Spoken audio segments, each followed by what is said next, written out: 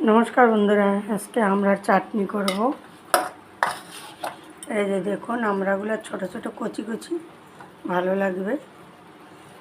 এটা আমি আজকের আমড়াটা একটু ঝাল টক মিষ্টি করব, সরষে ফোড়ন দিয়ে আর ভাজা জিরের গুঁড়ো দিয়ে করব, আর একটু সরষের গুঁড়ো দেবো ভাজা। দারুণ টেস্ট হয় আমড়া চাটনি, আপনারা করে খেয়ে দেখবেন, ভীষণ ভালো লাগবে।